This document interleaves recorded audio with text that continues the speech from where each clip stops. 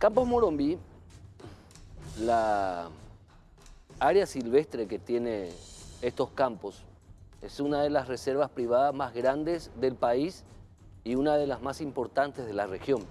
Son millones de hectáreas protegidas y porque en sí es una reserva independiente con características independientes, un remanente de los bosques más antiguos de nuestro país, bosques naturales, un lugar donde se hace incluso forestación. Sin embargo, y ya lo habían denunciado organizaciones ambientalistas, tanto nacionales como internacionales, Campos Morombi está sufriendo, la Reserva Natural Campos Morombi, está sufriendo el actuar impune, no solamente de narcotraficantes que tienen extensiones y extensiones de campos de marihuana dentro de esta reserva enorme, sino también los rollotraficantes. En la demostración incluso del matrimonio, de esta unión de hecho para el crimen entre traficantes, financistas del tráfico de rollos con narcotraficantes. Incluso en recientes imágenes se pudo constatar que llega la impunidad de estas organizaciones criminales a tal alto nivel que han construido puentes, sí, escuchó bien, han construido puentes para poder llevar las respectivas cargas de marihuana y de rollos, producto, estos últimos, de una aviesa deforestación. Campos Morombi pierde por día metros y metros y metros cuadrados de bosques, en una acción que tiene que ver también con ocupaciones declaradas ilegales por parte del INDER. ¿Quién hace o quién está haciendo algo para proteger a este tipo de reservas forestales, privadas, eso sí, pero de un altísimo nivel público? ¿Quién está haciendo algo para combatir con mayor fuerza a las organizaciones criminales, narcotraficantes, financistas del rollotráfico, que actúan de manera impune, teniendo como una línea común, como un factor común, la corrupción y la violencia? Pero lo primero, la corrupción de agentes de justicia, de agentes policiales que deben combatirlos. Sin embargo, muchos de ellos están comprados por este dinero sucio. ¿Qué se está haciendo para proteger a este tipo de reservas forestales que hoy día sufren el actuar impune o por el actuar impune de estas bandas organizadas en un matrimonio nefasto, en detrimento no solamente de la seguridad, en detrimento no solamente de la ley, sino también en detrimento del medio ambiente? Esta unión de hecho, de alguna manera, alguna vez, alguien tiene que tener la valentía suficiente para acabar con la misma, extinguiendo a estos verdaderos delincuentes, criminales, narcotraficantes, rollotraficantes.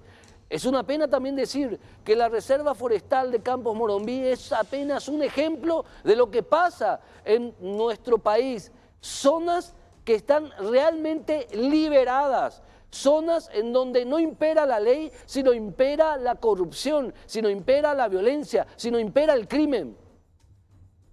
Zonas extensas de nuestro país en donde no manda la ley y no alcanza la Constitución Nacional, en donde el que manda es el capo mafioso, con la complicidad de aquellos que deben combatirlos.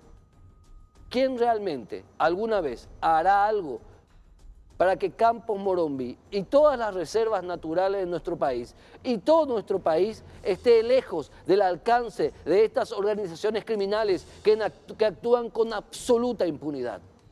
Campos Morombi, insisto en esto, la Reserva Forestal Campos Morombi es apenas un ejemplo de algo que se ha extendido por nuestro país como un cáncer, la impunidad del crimen organizado. A la vuelta al corte, el primer tema del día de hoy.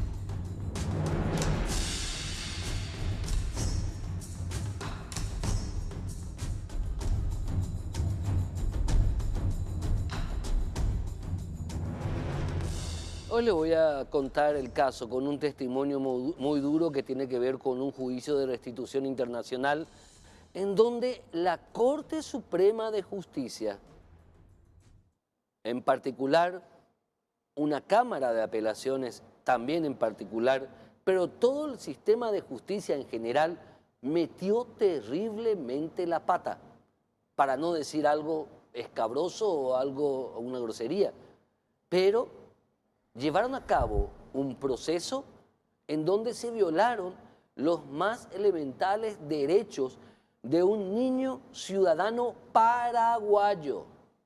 ¿Por qué insisto o pongo el punto en la nacionalidad de este niño? Que es un niño de nacionalidad paraguaya. Es porque la Corte Suprema de Justicia y la Cámara de Apelación obvió ese detalle muy relevante.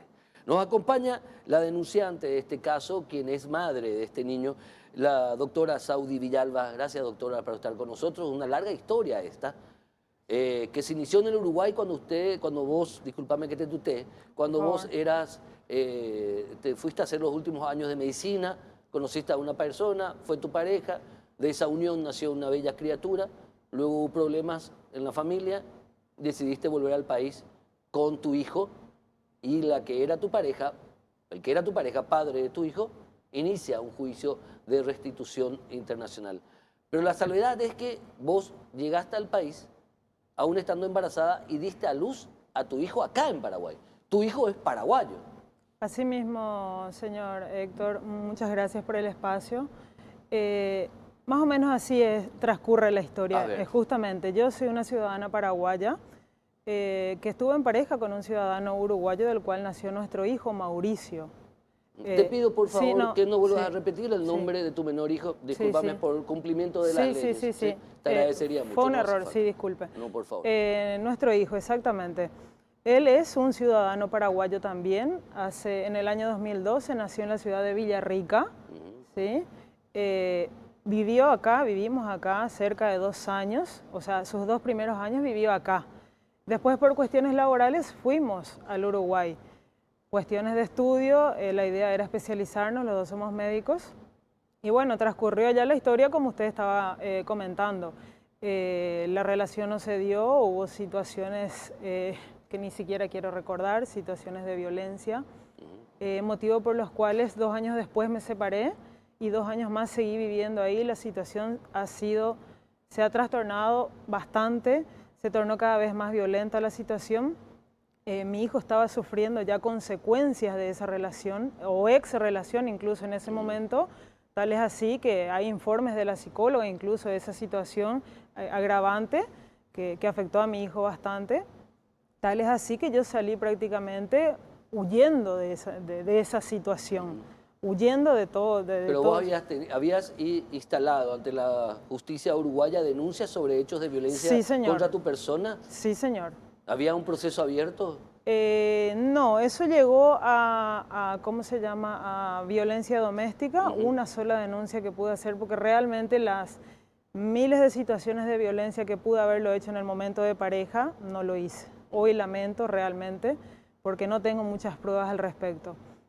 Más que una sola denuncia en violencia doméstica. Entonces vos decidís venir con tu hijo al Paraguay, digamos, ahí creo que la contraparte te acusa a vos de haber violado leyes elementales uruguayas con respecto a que el padre tenía también el derecho de firmar o de autorizar que tu hijo salga del país. Claro. Creo que era por ese lado. Sí, ¿verdad? Pero no es tan así, porque nosotros habíamos firmado un convenio, ¿sí?, homologado por juzgado, de que cualquiera de los dos podía salir del país. Ah, perfecto. Sí. Perfecto. Empezando por ahí. Empezando por ahí. Vos tenías la homologación jurídico-legal para traer a tu hijo y él también, exactamente. Tu expareja, podía llevarla al Uruguay cuando quiera. Así mismo, cuando quisiera. Sí. Entonces vos le traes a tu hijo, amparado en la ley. Sí, claro, por amparado en la ley uruguaya. Sí, así mismo. ¿Y por qué se inicia entonces un juicio? ¿Qué pasa? Nosotros teníamos firmado eso, pero en un correr de 15 días tenía que volver yo a la ciudad habitual donde estábamos viviendo. ¿Sí? Yo ante esta situación en la que estaba viviendo, en la que realmente, en pocas palabras, decidí huir de esa situación, ¿sí?, yo tomé la decisión de regresar a mi país, ¿sí?, a nuestro país, con mi hijo. Porque aparte hay una cosa que hay que tener en cuenta, en ese convenio también ambos teníamos la patria potestad, pero yo tenía y tengo la guarda material de mi hijo. Está en el acuerdo homologado ante la Está en justicia el, uruguaya. exactamente, o sea, yo podía decidir sobre la vivienda de mi hijo, sobre el domicilio de mi hijo. Porque ya no vivían juntos con No, tu, ya no con tu vivíamos, expareja. no, él vivía conmigo. De ¿Tu hecho, es hijo que mi vivía hijo contigo? vivía conmigo. Sí. Yo decido cambiarme, regresar a mi país, ¿sí? Bajo esa circunstancia que tenía el permiso legal, ¿sí? Y le comuniqué al padre. Como él no estuvo de acuerdo, entonces hice el trámite legal de cambio de domicilio a través de juzgado. Para ese entonces ya se corrieron los 15 días, era periodo de feria judicial porque era en enero, entonces para ese entonces él ya había iniciado la demanda de restitución. ¿Sí? Acá en Paraguay. No. Sí, claro, o sea, solicita desde Uruguay Sí. y llega acá la solicitud de restitución. En la solicitud de restitución se indica de que vos estabas protegida por un acuerdo jurídico homologado. ¿Se indica de que vos tenías la guarda material de tu hijo? Porque tu hijo vivía realmente contigo allá en el Uruguay. Claro, él vivía conmigo. Pero y en estaba... la denuncia, No. en la denuncia contra vos de restitución, ¿qué se pone? A ver, la contraparte lo que hace es reflejar solamente un punto, que yo no volví a los 15 días acordados. Pero sin embargo ellos hacen vista gorda a la situación de que yo tenía el permiso legal, de que yo tenía la guarda material y de que yo podía decidir sobre el domicilio de mi hijo. Se inicia un juicio de restitución. Se inicia un juicio de restitución. ¿Va ante un juez o jueza de primera instancia? Una jueza de primera instancia del departamento de Cazapá, porque somos del interior. Del interior de Cazapá. Fulgencio Yegro. Fulgencio Yegro. ¿Te acordás el nombre de la jueza? Sí, Alicia Fariña es el nombre de la jueza. La doctora Alicia Fariña, ¿qué resuelve en esta primera instancia? La doctora Alicia Fariña hace todo el procedimiento ante una solicitud de restitución. Sí. Ella toma todas las pruebas de ambas partes, o sea, lo primero que hace es llamarnos a una audiencia no recuerdo bien el nombre, o sea, nos llama a los dos y fue la única vez que vino el padre, que fue en marzo de ese año 2018. Sí. ¿Sí? Viene el padre, me presento yo también, se presenta el niño, me pregunta a mí si yo decido volver y no iniciar el juicio. Yo dije que no, tenía mis motivos por los cuales no quería volver. ¿Especificaste que eran por denuncias previas de violencia? Especifiqué que era por eso. ¿Está en el expediente? Está en el expediente, además por toda la situación en la que estábamos viviendo. Yo a mi hijo ya no le quería someter a esa situación, a victimizarlo ante esa situación. Pero insisto en esto, en el expediente, sí. Vos adjuntaste Sí, el expediente ante la jueza de primera instancia de que vos habías iniciado una denuncia en el Uruguay por violencia intrafamiliar contra tu expareja. Sí, señor, porque hay una denuncia de violencia en violencia doméstica. En violencia doméstica, de la justicia uruguaya. Sí. Bueno, entonces la jueza tuvo conocimiento de que vos fuiste víctima de un hecho de violencia intrafamiliar. Así y de mismo. que por eso volvés del Uruguay y te radicás acá, con tu hijo que es paraguayo. Tal cual. Bueno, así mismo. Y tu hijo víctima colateral de un hecho de violencia intrafamiliar. Exactamente, también con informes psicológicos que están en el expediente, de psicólogas de allá del Uruguay, en donde ya él estaba tratando a mi hijo con psicólogas allá que ya dieron todo este diagnóstico. Ni bien vinimos acá, también le llevé a la psicóloga, se hizo todo el mismo procedimiento. Todo eso está ahí. La jueza de primera instancia le tomó declaración a la psicóloga, le tomó declaración a testigos, vio todas estas documentaciones del expediente y lo más importante, le tomó declaración al niño. ¿Le escuchó al niño? Le escuchó al niño. Porque en un juicio de restitución más vale internacional, el niño si no ha escuchado, mamá mía. Por favor. Bueno. Entonces, esta jueza de primera instancia hizo todo eso. Mi hijo manifestó que él quería quedarse a vivir acá, en Paraguay, y que se iría de visitas al Uruguay. Eso fue lo que él dijo, eso es lo que él quería en ese momento. Entonces la jueza de primera instancia saca a nuestro favor, por decirlo así, la sentencia. Ella decide negar la restitución. Internacional. Niega la restitución alegando todos estos argumentos. Pero habilita un periodo en donde el padre podría volver a acercarse al niño. Sí, señor. No es que le corta el vínculo con el niño. Para nada. ¿Protege el vínculo padre-niño la jueza? Sí, así mismo. Ahora, ¿el padre aprovechó que la jueza no haya cortado el vínculo de patria potestad padre-hijo y vino a verla a su hijo, estuvo con él, le acompañó, nada. Lejos de eso, la realidad es totalmente otra. ¿Cuál es la ¿sí? realidad? La realidad es que hace 2 años estamos con este caso, con este litigio, y el padre, la única vez que vino al Paraguay, que yo sepa por lo menos, fue el día de la audiencia que nos citaron. Estuvo creo que cerca de unas 6, 8 horas, creo, y volvió nuevamente. De ahí nunca más. Nunca más vino a verle al hijo. Se le manifestó en innumerables de ocasiones el hecho de que no había ningún inconveniente que se relacione con el hijo. Claro, había un régimen de relacionamiento Sí. habilitado por la jueza, obvio. Por supuesto, y la jueza le habilitó eso, sacó, creo que no sé si se dice medida cautelar, no sé cómo se le llama eso, dijo de que el padre podía relacionarse abiertamente. Obvio.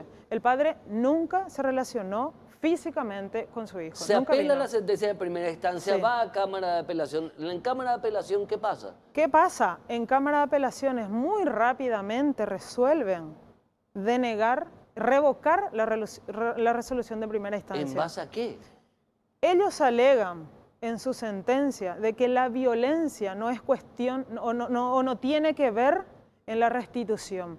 Ellos alegan de que son problemas, como ¿Qué decir, cosa? como diciendo que Decime son... otra vez, Sí, eso sí, dice en la sentencia de la Cámara de Apelación sí. que no tiene que ver un hecho de violencia con un tema de restitución. Claro, como que son cosas aparte, exactamente. Porque la jueza incluso habla de un acuerdo de Belén do Pará, algo así que habla del tema de la violencia contra la mujer. Pero ¿cómo se informe de la primera instancia? Escúchame, Sí. hay informes psicológicos que refieren en psicólogas uruguayas y psicólogas Sí, paraguayas sí. de que tu hijo ya tenía consecuencias Sí, señor. emocionales por el hecho de violencia intrafamiliar que sufrió colateralmente. Así En donde mismo. sus progenitores, su madre tuvo o fue agredida de alguna manera por su padre. Y entonces la Cámara de Apelación no tomó en cuenta ese elemento. No, señor. Se acercó esos informes psicológicos en la Cámara de Apelación. Pero por supuesto en el expediente estaba Pero es todo que la eso. Cámara de Apelación, yo te voy a decir algo, la Cámara en segunda instancia no se puede medir pruebas, como se dice. Bueno, en todo caso, si no va a medir pruebas, ¿por qué revocó esto? O sea, no había, yo creo, justificación en la Cámara de Apelaciones para decir, no, acá está todo mal hecho. O sea, no hay ninguna prueba que demuestre que yo no tengo capacidad para cuidarle a mi hijo, por ejemplo. De que la criatura diga, no, yo me quiero ir, por favor, llévenme. Nada de eso sucedió en primera instancia. ¿Quiénes Entonces, son? ¿Te acuerdas los jueces de segunda me instancia? acuerdo, sí. ¿Quiénes La son? reconozco perfectamente.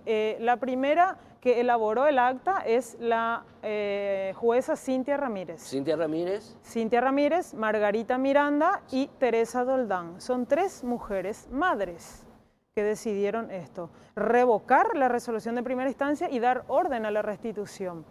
O sea, ellas ordenan de que mi hijo tiene que volver al Uruguay. Solo. ¿Solo o acompañado? ¿Con Eso quién? ya desconoce. Ella ¿Cuál es, como o sea, que me da la estas, opción... Estas 3 juezas de Claro. Cámara de Apelación resolvieron esto y establecieron algún tipo de parámetro de protección Yo a los creo que no. intereses del menor niño, de que tiene que haber un periodo de espacio lento, que no puede ir inmediatamente a vivir, que no se le puede desarraigar a un niño, quién le va a proteger allá, a cargo de quién está, si el papá tiene, si le va a cuidar, en qué tipo de casa. Exactamente, yo creo que obviaron toda esa situación y lo único Qué que grave. dijeron... Exactamente. ¿Usted pidió la auditoría de este caso ante la Corte Suprema de Justicia? Nosotros pedimos, yo moví todo lo que pude, toqué todas las puertas, pedí ayuda y yo creo que, no sé cómo, pero la Corte Suprema de Justicia ordenó muy recientemente que se audite nuestro caso. Pero, espera, pero una resolución, una sentencia previa en donde se rechazó una acción de inconstitucionalidad. Exactamente, entonces acá hay sentimientos encontrados, digo yo. A ver, la Sala Constitucional rechazó tu acción de inconstitucionalidad Sí. porque la Sala Constitucional viene luego rechazando todas las acciones de inconstitucionalidad prácticamente porque dice que no es tercera instancia. El tema que no vieron o creyeron los ministros de la Corte de que tu hijo es paraguayo. Que Claro, tu mi hijo es paraguayo. claro, Que mi tu hijo- hijo es paraguayo. ¿Quiénes son los ministros de la Sala Constitucional? Miriam Peña, Antonio, no es Antonio Fretes.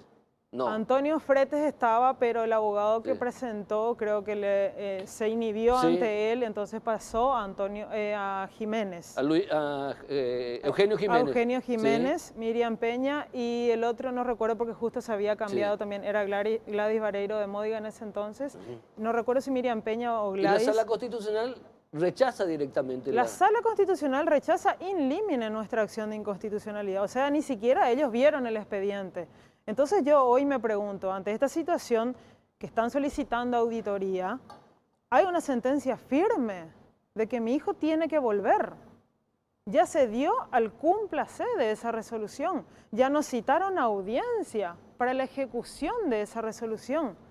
Yo hoy me encuentro completamente desesperada, no encuentro la palabra para describir cómo me siento ante esta situación. Yo y toda la población que conoce del tema, porque es realmente algo verdaderamente injusto desde donde se le mire. No, es violatorio a los más elementales derechos de la niñez y de la adolescencia, de la niñez. El artículo 51 de la Constitución Nacional nos ordena a todos los paraguayos proteger los derechos de la infancia como derechos de primera línea. Están los derechos de la infancia y después está el resto. Acá no era el derecho tuyo, no era el derecho de no su se papá, trata de mí. era el derecho del niño. Exactamente, y de eso estamos hablando. Acá no estamos hablando prácticamente ni de mí ni del padre, estamos hablando del niño. Qué grave. Estamos hablando del niño, que yo considero que es una situación completamente catastrófica porque se violó justamente lo único que se tenía que defender en este momento, que era el interés superior del niño.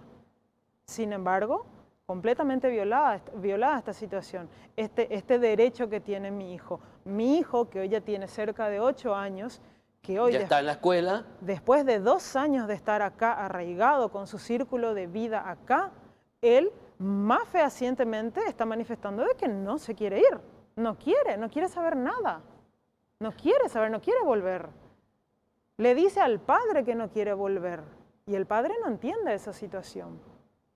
O por lo menos que sea de manera lenta, no así, o sea, que por lo menos tenga interés, venir a verla, estar con su hijo, que venga, esté con él. Por lo menos esas cosas, pero si le cuento los pormenores, usted se va a sorprender más, porque hasta pedí que por lo menos le dejen terminar la escuela, porque está en periodo de exámenes, que termine sus exámenes y después vemos, algo así solicité, y no me hicieron caso. El padre dice que manifestó que no le importa que pierda un año lectivo.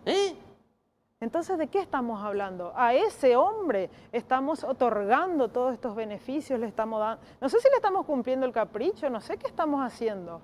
No sé qué está haciendo nuestra justicia al respecto. El padre dijo que no le importa que pierda un año. Total, yo también le traje, dice... O sea, ¿a nadie le importa al niño? Y yo qué sé, yo creo que la única persona a quien le importa al niño es a mí, a mi familia y a la gente que está indignada ante esta situación. Pero a la justicia y al padre, que es a quien más le tiene que interesar... la Cámara de Apelación que dice que el caso de restitución es una cosa y el caso de la violencia denunciada es otra cosa, es para enjuiciarles a esas 3 juezas. Sí, ahora... Es para, no sé qué se puede hacer con esas 3 juezas. Totalmente. Con esas 3 camaristas. Claro, ahora yo me pregunto... Hay una auditoría, ¿sí? Sí. Hay también una sentencia que cumplir. Yo te voy a decir algo, ¿sabes para qué hicieron la auditoría? Esa auditoría no va a tener efecto vinculante. No tiene efecto vinculante, señor. O sea, no el daño está cometido. No suspende los efectos de la sentencia. Aunque salga mañana de que tienen que ir al jurado de enjuiciamiento de magistrados estas 3 señoras, igual mi hijo tiene que volver. Y a mí y a mi hijo. ¿Quién nos repara el daño? Nosotros tenemos que pagar el plato roto de las cosas mal hechas, es lo que me pregunto. Tenemos que nosotros ir a exponernos nuevamente. Tengo que volver yo mutilada, sin vida, porque escuchamos cualquier cosa. Mi hijo tiene que sufrir aún más consecuencias de todo esto para que se tome acciones. El nene es paraguayo. Mi hijo es paraguayo. Está viviendo hace 2 años y la justicia paraguaya le envía al Uruguay. Totalmente. Y el desarraigo y el interés superior del niño y su situación emocional, psicológica, irse a un país extraño para él, está acá de los 6 años. Tiene sus amiguitos en el colegio, tiene sus compañeritos, tiene sus vecinos Y se va a ir a un país totalmente extraño. Totalmente. Es cierto que ya tiene... Vaya y pase si el papá era otro tipo de papá, estaba acá con él, venía con él, cumplía, o sea, digamos, no tenía ningún impedimento de estar con él. Vaya y pase. Jamás tuvo y nunca hizo esas cosas. Entonces, Entonces yo ahora pregunto, digo, la única, digamos, el único organismo que puede rever esta situación, creo yo, de que es la Corte justamente. ya metieron la pata. Ya metieron la pata. metieron la pata. Pero ahora yo me pregunto, ellos tienen la potestad de, o sea, ordenar que se anule esa restitución. ¿Por qué? Porque hay una sola cosa que va a favor de este niño ante toda esta situación, que en niñez nada es definitivo. Y el Ministerio de la Niñez, ¿es cierto? En niñez nada es definitivo. Teresa Martínez, la ministra de la Niñez y de la Adolescencia. Teresa Martínez, la ministra de la Niñez, yo creo que no estaba enterada de esta situación hasta hace poco que yo me acerqué personalmente a hablar con ella. Sí. Los de abajo de Teresa Martínez, o sea, la directora, que puedo decir el nombre, por favor, se llama Alicia Resquim, sí. ¿sí? Y el abogado encargado, defensor de este señor, del padre, porque es un funcionario de ahí, del Ministerio de la Niñez. Espera, espera, ¿qué cosa? Sí, espera un poco. Espera, el abogado de tu expareja que logró esta restitución internacional de un niño paraguayo es funcionario del Ministerio de la Niñez. Así. ¿Me estás jodiendo? No, señor. Dame el nombre, por favor. Se llama César David Aquino. Pero déjate de joder. Es el abogado del ¿De qué país padre estamos? defensor. ¿Cómo un funcionario del Ministerio de la Niñez va a estar litigando en un caso donde el Ministerio de la Niñez tiene que proteger el interés de ese niño? Doctora Teresa Martínez, ¿qué funcionarios tenés, señora? Qué grave lo que me estás denunciando. Ellos se defienden en lo siguiente, que ellos como organismo, o sea, como institución central, ¿sí?, de restitución, ellos tienen el deber y la obligación de hacer eso. Es el trabajo de ellos, dicen. Pero aún así yo me pregunto, siendo el trabajo de ellos,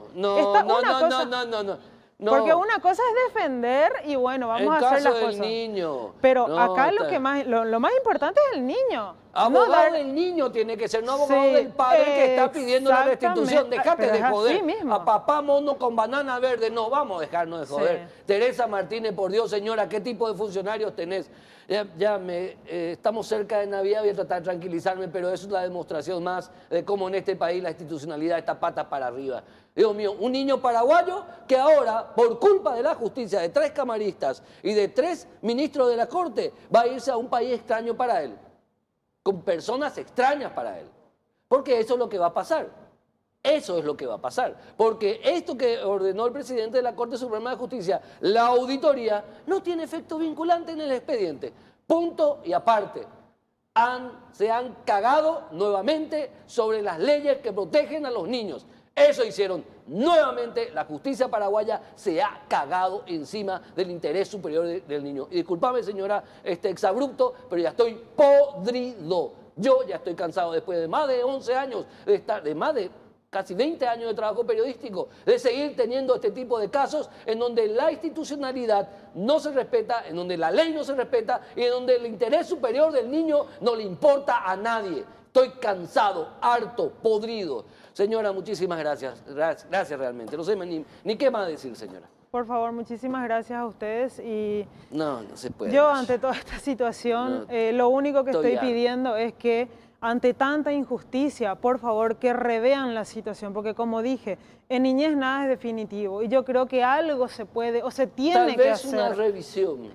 Pero se tiene que hacer algo. Tal vez una revisión. No puede ser, no podemos nosotros pagar por los platos rotos. Debería presentar una revisión. Es que nosotros estamos tratando de hacer todo lo que esté a nuestro alcance, pero si la justicia opera en nuestra contra, nosotros tenemos que nadar contracorriente contra la justicia. Lo del abogado que le representa al papá que es extranjero, para que un niño paraguayo vaya a un país extranjero, que es del Ministerio de la Niñez, eso me terminó por matar.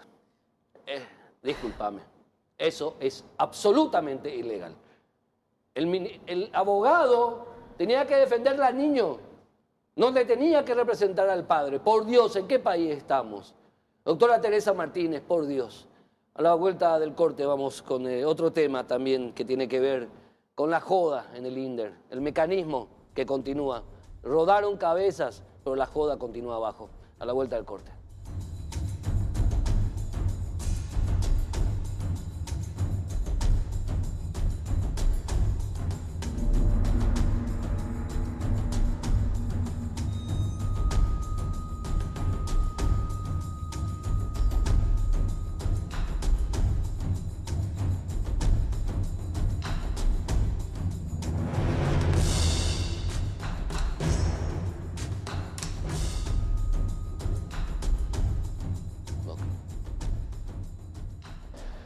El INDER conoció hace pocas semanas de cambio de autoridades después de un escándalo terrible de corrupción que generó la apertura de un expediente penal.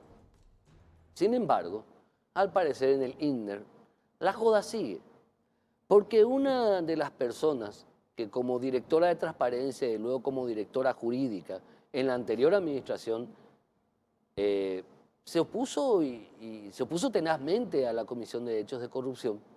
Hoy día esa persona no está más en el INDER, fue destituida directamente. ¿Qué pasa en el INDER? Esto nos va a contestar la doctora Natalia Caballero. Doctora, bienvenida. Ocupaste 2 cargos en el INDER. El primer cargo fue un cargo de directora de transparencia y anticorrupción. Por 4 meses. Por 4 meses, donde emitiste muchísimos dictámenes y advertiste de muchas situaciones que estaban pasando. Y luego como directora jurídica. ¿Y qué encontraste en el INDER? Irregularidades de punta a punta. Y cuestiones que siempre me llamaron la atención. Entonces siempre plasmaba mi opinión en dictámenes, conforme a la ley y conforme al Estatuto Agrario, que es la ley que nos ampara a nosotros administrativamente. En ese entonces tuve un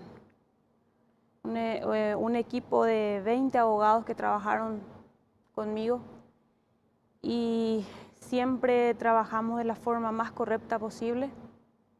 Siempre tengo un carácter para mí fuerte, ¿verdad? O sea, para muchos fuerte, el mío es normal, pero tengo un carácter fuerte que cuando tengo la razón y cuando estoy actuando conforme a derecho y conforme a la ley, no hay nadie que me haga cambiar. ¿Qué encontraste y que no te hicieron caso? ¿Y por qué saliste del INDER? Salí del INDER porque soy un estorbo.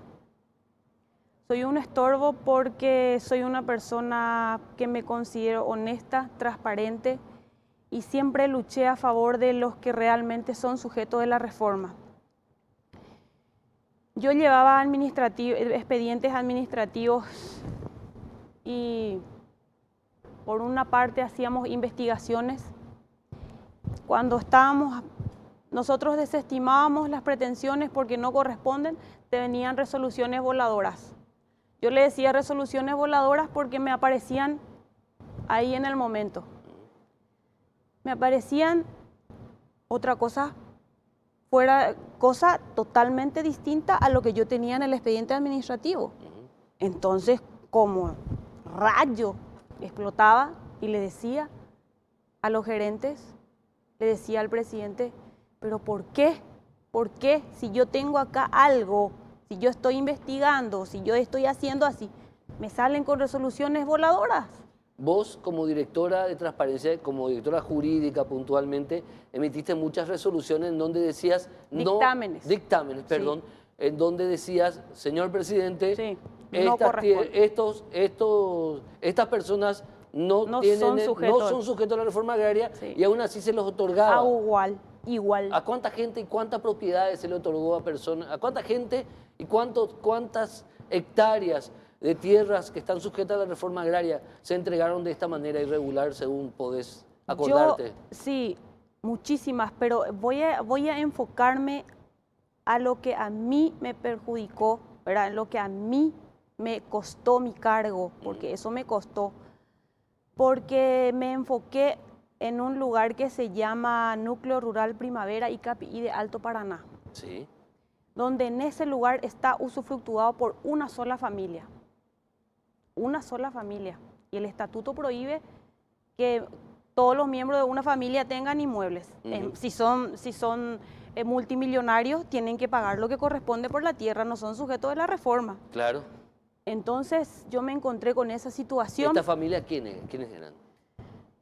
Familia muy importante, que tienen su... ¿Vinculada al poder? Vinculada al poder, porque una senadora acompañó mi trabajo, una senadora grabó todo ese procedimiento y esa senadora me amenazó y me dijo, esto te va a costar tu cabeza. Decime el nombre de la senadora. La senadora es la de Alto Paraná. Zulma Gómez. No, ¿Quién es más de Alto Paraná? la senadora Nani Arrúa. Nani Arrúa. Sí.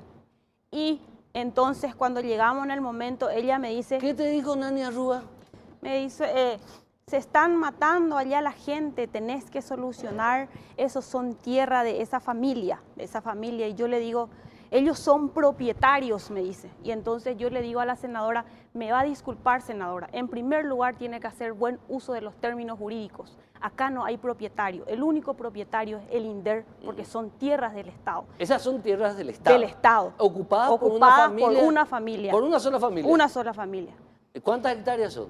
Casi 300 hectáreas. Bueno, y esas 300 hectáreas de la familia que adquirieron por venta de derecheras. Por ¿verdad? venta de derecheras. Adquirieron todo, Sí. ellos están utilizando a su antojo. Sí. Entonces yo le digo a la senadora, pero ellos no son sujetos de la reforma, ellos no son propietarios. Mientras yo no tenga un título de propiedad que diga que es de fulano de tal, no son propietarios. Esto es del INDER. El INDER es el propietario de estas tierras. Porque y a vos nosotros te pedían que vos dé el visto Sí, bueno sí. para que se le titule a nombre de esta familia. a nombre de todos ellos. De todos ellos. Entonces yo hago a mi vuelta, examinamos expediente por expediente con los abogados, nos encontramos de que ya se le había desestimado en el año 2016 a esas personas también Sí. y entonces decimos nosotros, bueno, a esto ya se le desestimó en el 2016. Se fueron al Tribunal de Cuentas, se le rechazó. Se fueron al Tribunal Civil de Daño y Perjuicio, caducó. Entonces, yo le llamo a la reunión a los abogados y le digo, ¿me equivoco o estas resoluciones ya están firmes? Esto ya no procede, ellos ya no son sujetos, ya no tienen nada que ver ante la Tienen que institución. abandonar esas tierras. Claro. Y claro, doctora, esto está vigente, se fueron al Tribunal de Cuentas. Entonces, ahí se emitió un dictamen. Sí. Se emitió un dictamen que ya se fueron al Tribunal de Cuentas, ya al Juzgado Civil. Entonces, por lo tanto, la resolución de desestimación queda firme. Sí. Queda firme. La del 2016. De 2016.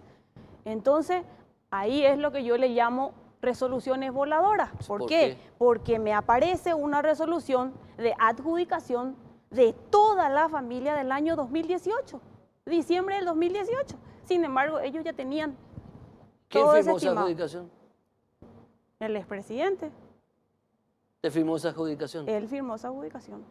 Entonces yo, enojada, me voy y digo, mi sacrificio, porque yo arriesgaba mi vida en irme ahí. Una vez me emboscaron en ese lugar. Me emboscaron 4 tipos en un auto con armas automáticas. Me estaban esperando ahí. Yo arriesgaba mi vida, mi familia, todo por querer hacer bien mi trabajo, porque lo único que hice fue actuar conforme a la ley y conforme a lo que establece el Estatuto Agrario administrativamente, siempre a favor de los verdaderos sujetos de la reforma. Y el esquema inserto ahí dentro no tiene en cuenta el tema del sujeto de la reforma agraria. ¿Qué impera dentro del INDER? La plata, el dinero, el poder político. ¿Qué impera? El dinero, el mejor postor. La reforma agraria se la pasan por el quinto forro. Disculpame el exabrupto, hoy estoy así. Sí. Disculpame el exabrupto, estoy así. Perdí la paciencia. Sí, perdí la paciencia. Fui la única que defendió realmente lo que es el fin del Estatuto Agrario y cuál es la finalidad del Estatuto Agrario, que son los verdaderos sujetos de la reforma agraria. Fui la única que les defendió. Y puedo asegurarte que esa gente, tarde o temprano, si no es más temprano que tarde, van a salir a reclamar, porque ya lo están haciendo. El presidente de la República sabe muy bien que la gente clama por mi presencia en el INDER, porque fui la única que siempre actuó conforme a derecho y conforme a lo que establece el Estatuto Agrario. ¿Y en el Chaco cómo está la historia finalmente? El Chaco es un mundo aparte. El Chaco es un mundo aparte. Y también ahí yo sinceramente respeto el trabajo periodístico porque sé que es un trabajo, pero mi imagen se manoseó mucho, se manipuló mucho, que venía con un clan, que vine de la mano de tal o cual persona. Ese día que me fui para entregar los expedientes al ministro de Anticorrupción, el abogado doctor René Fernández, cuando bajaba de las escaleras me sacan una foto y publican que yo me iba a quemar archivos. ¿Qué archivo yo iba a quemar si lo único que hice fue informar de las irregularidades?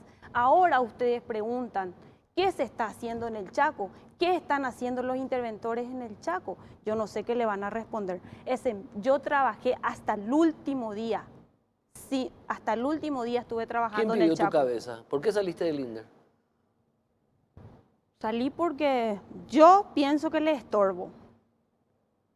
El esquema continúa. El esquema, ustedes ya vieron que fui la única que fui removida. La única, ¿verdad? El resto está todo confirmado. El resto está todo confirmado, no sé, pero ese es mi pensamiento.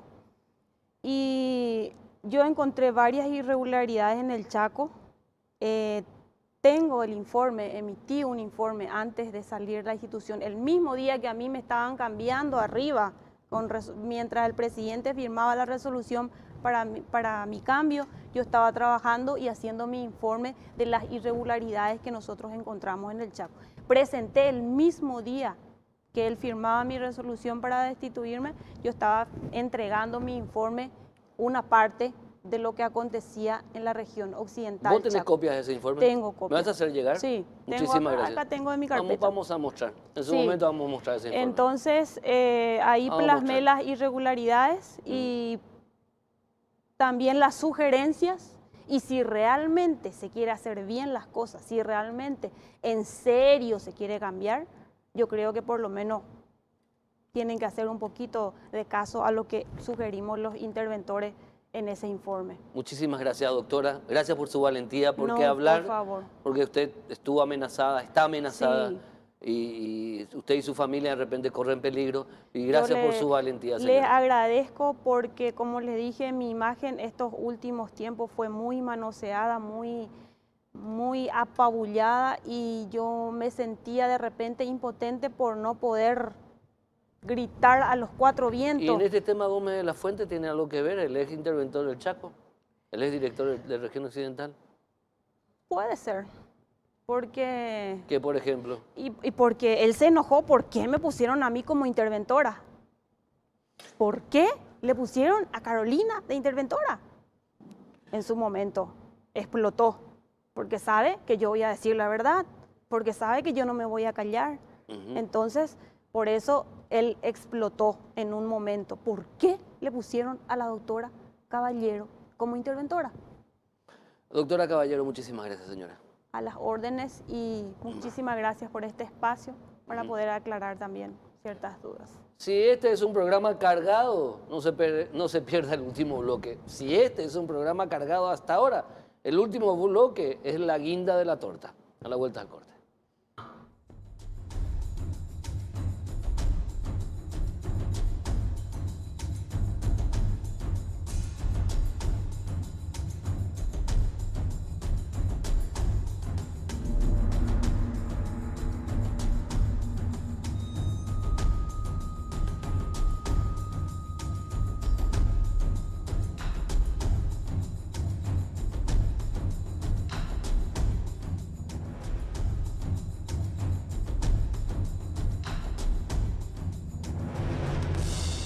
Nuevo paro en el Servicio de Justicia. Doctor Rubén Galeano, presidente del Colegio de Abogados del Paraguay.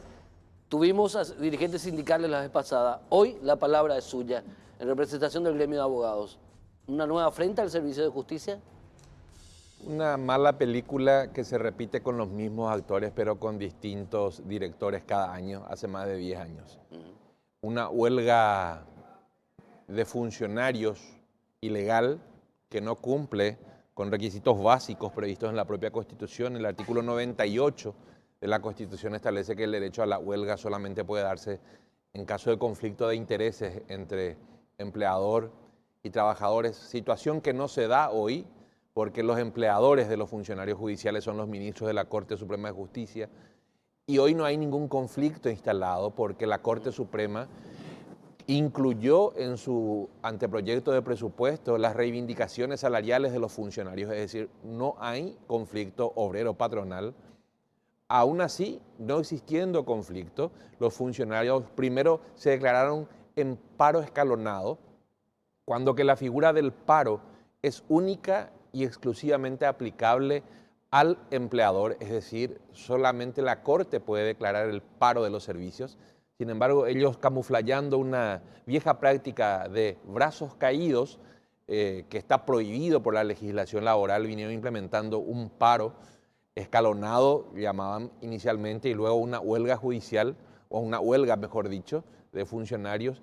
Y lo único que hace, apreciado Héctor, es atraer más descrédito sobre este desteñido Poder Judicial. Un Poder Judicial moroso, un Poder Judicial catalogado como el peor de los tres poderes de Estado, un Poder Judicial catalogado como corrupto y que hoy somete a la ciudadanía a este desprecio de sus derechos, ya que suspende servicios como el de la Administración de Justicia, cuando que por imperio de la propia Constitución el ciudadano no puede hacerse justicia por mano propia, ni puede reclamar sus derechos con violencia. ¿Por qué? Porque delega al Poder Judicial la solución de los conflictos interpersonales. ¿Y cómo se solucionarían esos conflictos si hoy el Poder Judicial suspende los servicios? Sin duda alguna, una huelga que no solamente es ilegal por lo que ya te dije, no cumple con los presupuestos establecidos en la propia Constitución y en el Código del Trabajo, sino que además, como ya lo sabemos y lo repetimos casi hasta el hartazgo, es una huelga extorsiva, porque lo que busca en realidad es coaccionar al Congreso de la República del Paraguay a fin de que apruebe el presupuesto del Poder Judicial, bajo el falaz argumento de que en los últimos 7 años se produjo un 140% de inflación. Eso alegan los sindicatos, cuando que el índice dado a conocer por el Banco Central del Paraguay habla de que nunca sobrepasó el 4,5%, si mal no recuerdo, y el promedio interanual es del 3,6% de inflación. Mienten aviesamente a fin de presentarse como supuestas víctimas y en realidad lo único que busca esta huelga es, como decíamos, coaccionar a un poder del Estado, en este caso al Congreso Nacional. Y lo peor de todo, Héctor, en este momento en que la economía se encuentra recesiva, no solamente en Paraguay, sino en la región, pretender el aumento que reclaman del 20% y sobre todo hablan incluso de otros beneficios, estamos hablando también de una huelga inmoral porque se desentiende de la realidad económica del país.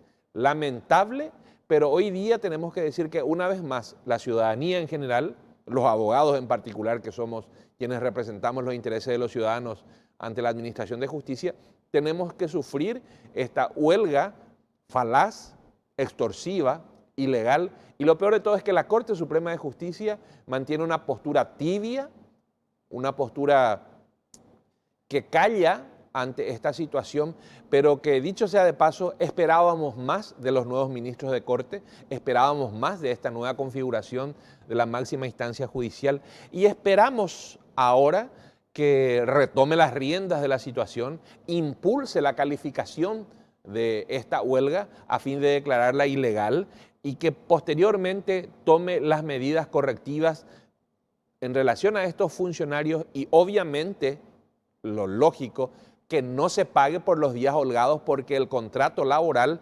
mientras la relación o mientras los funcionarios se declaren en huelga, mejor dicho, el contrato laboral queda en suspenso y por ende no puede pagarse por un día no trabajado. Ese es un pequeño resumen, Héctor, de la situación. El Colegio de Abogados del Paraguay ha presentado una nota ya el 5 de noviembre.